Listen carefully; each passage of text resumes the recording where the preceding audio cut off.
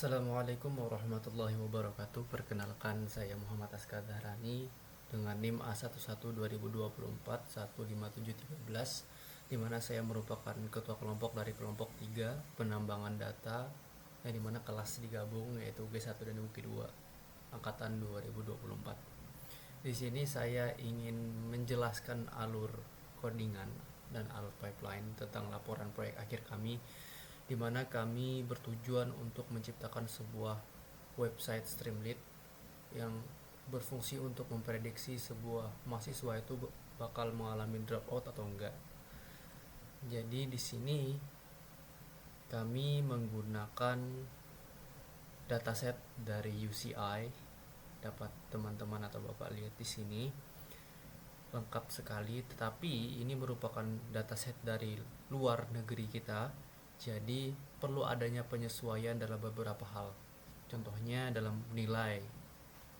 Mungkin nanti penyesuaiannya akan saya jelaskan di bagian Streamlit seperti itu. Dapat lihat di sini lengkap sekali. Tapi kami tidak akan menggunakan semua fitur ini dalam proses kami, pipeline kami, karena hanya beberapa aja yang digunakan. Karena ini banyak sekali, akan bakal kompleks sekali nanti, dan inputan pun akan lebih banyak untuk user apabila dimasukkan semuanya. Seperti itu. Mungkin kita langsung masuk aja ke code-nya. Di sini tentu aja kita masukin filenya tadi dari dataset itu. Di sini inisiatif awal aja kita penyesuaiin columns di atas ini agar ia itu tidak ada huruf besar sendiri, ada huruf kecil sendiri, nggak ada. Jadi biarin sama ini string lower dan string strip. Jadi apabila ada gap atau space, ya space akan diberikan strip di bawah ini, underscore lebih tepatnya underscore.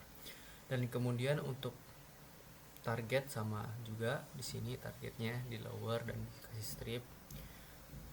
Di sini sebenarnya ada, dalam target ini sebenarnya ada enroll juga ya, bukan enroll lebih tepatnya.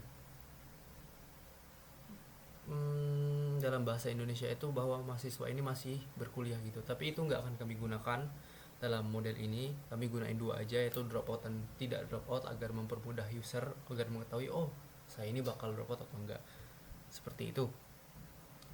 Dan di sini karena banyak sekali fitur yang ada di dalam dataset ini, kami nggak menggunakan semua, jadi ada beberapa aja yang kami gunakan. Contohnya ini selected features, numerical status dan sebagainya macamnya. Tentu yang penting di sini juga nilai, apakah ini di approve, mereka lulus atau enggak, hasilnya gimana, berapa mata kuliah yang diambil, seperti itu, nilainya berapa, dan tentunya target. Nah, di sini masih sama. Di sini kami mengencoding agar string itu, atau apabila kita ketik data type, itu akan menghasilkan objek, tipenya akan dijadikan seperti ini, 0 dan 1. Kemudian kita lihat count, ada seberapa banyak, apakah datanya ini seimbang atau enggak. Jadi nanti apabila tidak seimbang akan kita lakukan imbalance ya, balancing. Dan di sini on 0 itu untuk graduate dan dropout untuk 1. Apabila ada datanya kosong, kita kasih tahu ada berapa banyak dan akan kita hapus. Seperti itu. Dan tentunya kita di sini nge-split data agar datanya tuh bila kita umpamakan aja datanya kita sebar agar merata. Apabila kita tumpuk dalam satu tempat, itu nggak akan baik untuk dilakukan pemrosesan, tentunya akan disebar seperti itu. Kemudian kita menggunakan pipeline juga kita di sini agar lebih mempermudah. Dimana pipeline ini contohnya aja, kita memiliki beberapa pipeline yang akan dijadikan satu atau digabung dalam satu pipeline utama ini. Nah, bayangkan aja apabila kita membuat sebuah rumah besar dan ada banyak WC, dan kita hanya menggunakan satu pipeline atau satu pipa untuk aliran air menuju seluruh WC itu, maka hasilnya akan kurang baik. Makanya kita menggunakan beberapa pipeline atau beberapa pipa untuk menyalurkan seluruh air ke dalam sebuah WC di rumah itu. Makanya akan lebih efektif seperti itu. Kurang lebih seperti ini juga. Di sini ada import smooth untuk imbalance data, dan di sini kami menggunakan model XGBoost. Dimana ternyata XGBoost itu lebih baik dalam project ini. Kemudian datanya kita satukan kembali, ngecek akurasinya dan sebagainya macamnya yang perlu kita cek. Di sini dapat kita lihat akurasinya itu 92, precisionnya 91, advance score. Dapat di sini juga teman-teman lihat confusion matrixnya. Baik.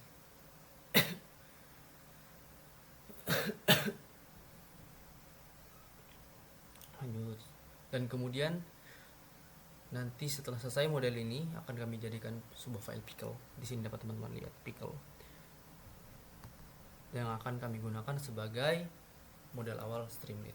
Mungkin masuk kita ke Streamlitnya.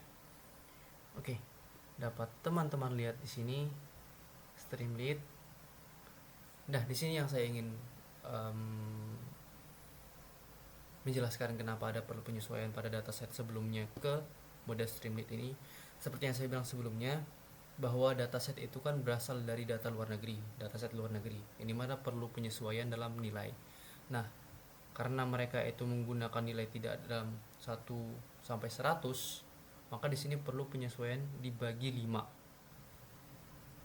Dapat teman-teman lihat di sini bahwa nilai mereka, agar kita menyesuaikan penilaian kepada mereka, mereka menyesuaikan kita juga, maka di sini kita perlu dibagi 5 nilai Indo itu.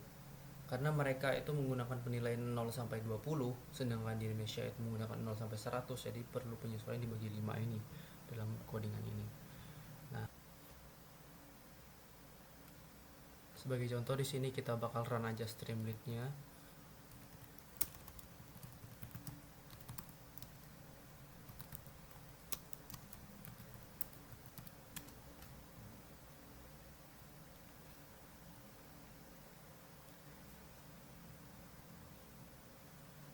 Kita tunggu sebentar. Oke. Di sini dapat teman-teman lihat nilai masuk. Ini nilai masuk sebagai dalam lulusan terakhir. Sebagai contoh kita SMA nilainya berapa? Misalnya kita contoh 85. Usia saat masuk kita ke kuliah itu kapan? Sebagai contoh aja 18 seperti itu. Oke. Nah, jadi sekalian apa? Karena saya laki-laki, kita laki-laki, apakah kalian pembayarannya udah lunas atau enggak? Udah lunas, misal sebagai contoh udah ya, karena kita sebagai mahasiswa yang baik. Apakah ada hutang? Sebagai contoh aja, ya memiliki. Kita dalam kasus ekonomi yang sedang tidak baik, sebagai contoh. Semester 1 kita mengambil berapa mata kuliah? Sebagai contoh aja 7. Kemudian mata kuliah lulusnya juga 7, dan nilai rata-ratanya berapa? Sebagai contoh aja 80.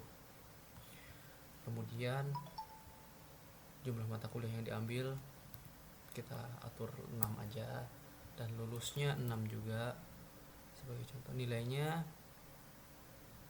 standar aja 8. Kita prediksi, wah ternyata mahasiswanya tetap memiliki probabilitas lulus tepat waktu. Apabila kita atur ini lulusnya cuma 2 dan nilainya hanya 20, apakah masih lulus? Tidak. Jadi ini merupakan sistem yang diciptakan untuk mahasiswa yang sudah memasuki semester 1, semester 2, dan inputannya pun kami sesuaikan semester 1 dan semester 2 aja. Kenapa? Apabila kita menambahkan semester 3, semester 5 dan sampai semester 6 dan selebihnya, maka kami rasa itu akan telat, anggapannya telat. Karena bayangin aja, kita udah terprediksi bakal drop out atau enggak bakal lulus tepat waktu pada semester akhir gini nih, atau semester 5 kita udah ngerasa wah kenapa enggak dari dulu, dari awal gitu. Itu aja. Sebagai contoh aja, apabila ia lulus, apabila tidak ada hutang, mohon maaf, apakah tetap akan lulus? Oh enggak. Hanya karena nilainya sangat-sangat beberapa matkul tidak lulus. Seperti itu. Itu yang dapat saya sampaikan kepada teman-teman semua. Terima kasih. Assalamualaikum warahmatullahi wabarakatuh.